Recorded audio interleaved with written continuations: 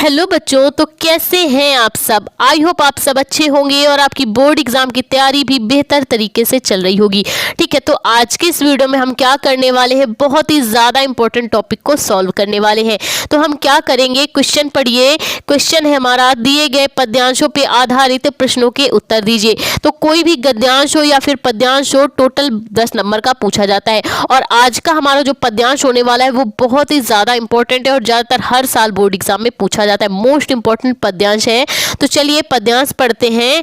मैं नीर भरी दुख की बदली, मैं नीर भरी दुख की बदली, स्पंदन में चिर निस्पंद बसा, क्रंदन में आहत विश्व हंसा, नैनों में दीपक से जलते, पलकों में निर्झरी मछली। ठीक है, तो ये क्या है, मैं नीर भरी दुख की बदली, स्पंदन में चिर निस्पंद बसा, क्रंदन में आहत विश्व हंसा।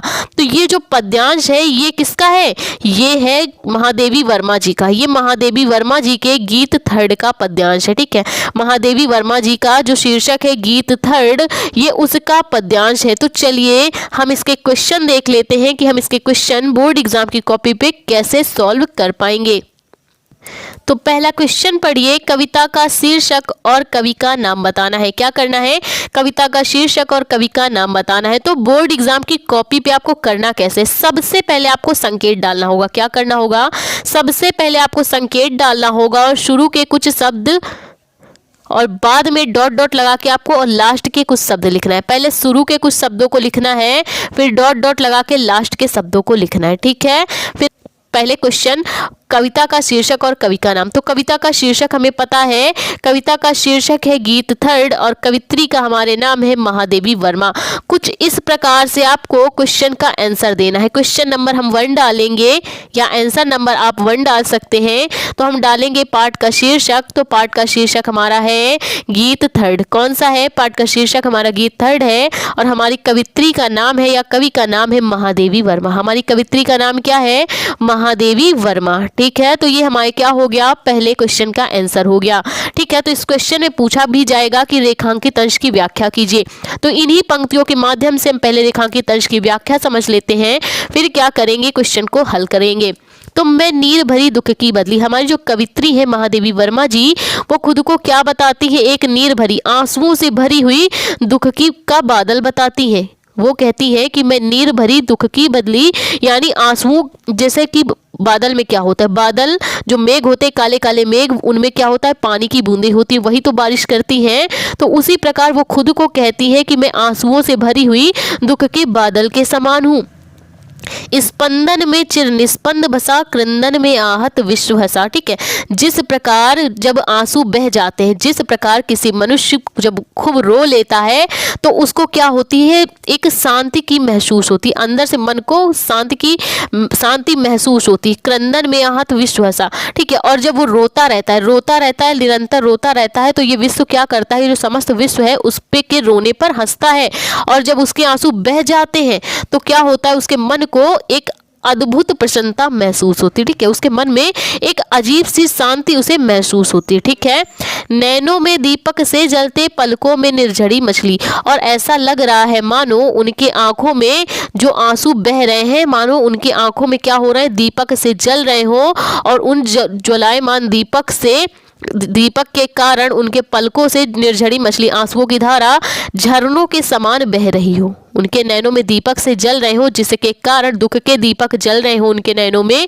ऐसा लग रहा है मानो उनके नैनों में दीपक से, दुख के दीपक जल रहे हो और उनके पलकों से, हमारी जो कवित्री है इनके पलकों से आंसुओं की धारा झरने के समान झरझर बह रही हो। ठीक है, इस प्रकार से उनका मन है। ठीक, तो चलिए अब हम इनके क्वेश्चंस को सॉल्व करते हैं। तो हमारा अगला क्वेश्चन पढ़िए, कवित्री ने स्वयं को क्या बताया। हमारी जो कवित्री है महादेवी वर्मा जी, उन्होंने स्वयं को क्या बताया। तो आपने पद्यांश समझा, तो कवित्री ने स्वयं को दुख भरी क्या बताया, बदली बताया। क्या बताया कवित्री ने, कवित्री ने स्वयं को दुख भरी बदली बताया है। ठीक है, तो अगर आप पद्यांश का अर्थ समझ लेंगे तो क्वेश्चन आप आसानी से कर पाएंगे। ठीक है, तो कवित्री ने स्वयं को दुख की बदली बताया है। किससे आहत होकर विश्व हंसा है, तो ये जो संपूर्ण विश्व है जब मनुष्य को रोता हुआ देखता है तो लोगों के रोने पर वो ये जो समस्त विश्व है वो हंसता है। ठीक है, तो आप आंसर कैसे देंगे? क्रंदन से आहत होकर यह विश्व हंसा है। क्रंदन से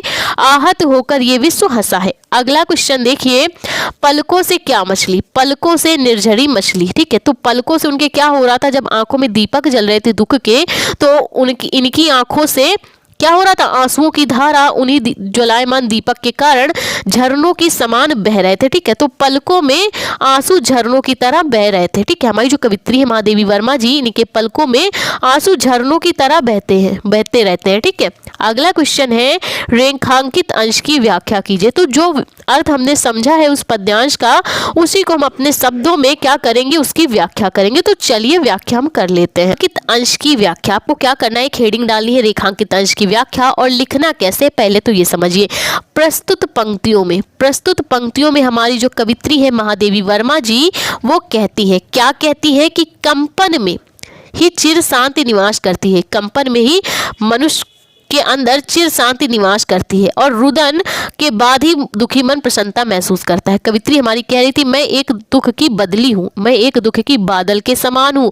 जब कोई मनुष्य रो लेता है तो वो क्या करता है? उसके शरीर में एक अजीब सी शांति महसूस करती। तो वही कहा जा रहा है कि कंपन में ही चिर शांति निवास करती। जब मनुष्य रो लेता है पूरी तरह से तो उसके अंदर एक अजीब सी शांति निवास करती है।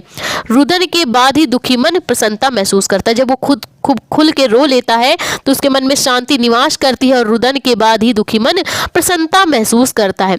और कहती है, आंखों में दीपक के समान वेदना की भावना ज्वलायमान है। हमारी जो कवित्री है महादेवी वर्मा जी, उनकी आंखों में दुख के बादल के समान, दीपक के समान, उनकी आंखों में दीपक के समान दुख के जो बादल है, दुख की जो भावना है वो क्या है? ज्वलायमान है। ठीक है, जिसके कारण आंसू उनकी आंखों से झरनों के समान गिरते रहते हैं। अर्थात वियोग की दशा में मानसिक व्यथा आंसू बनकर बह जाते हैं। हमारी जो कवित्री है वो वियोग की दशा में उनके जो मानसिक व्यथा है वो आंसू बनकर गिरते जाते हैं। तो मन में एक विशेष शांति वो महसूस करती। जब उनके आंसू बह जाते हैं तो वो क्या करती है? एक विशेष शांति उनको महसूस होती है। तो इस प्रकार से किसी भी पद्यांश के क्वेश्चंस के आंसर दिए जाते हैं। ठीक है, अगर आप इस प्रकार से क्वेश्चंस के आंसर देते हैं तो 10 नंबर आपके आसानी से कंफर्म हो जाएंगे। तो आई होप आपको सारे क्वेश्चन के आंसर देना अच्छे से समझ में आया हो तो प्लीज वीडियो को लाइक, हमारे चैनल को सब्सक्राइब करें। Thank you for watching this video.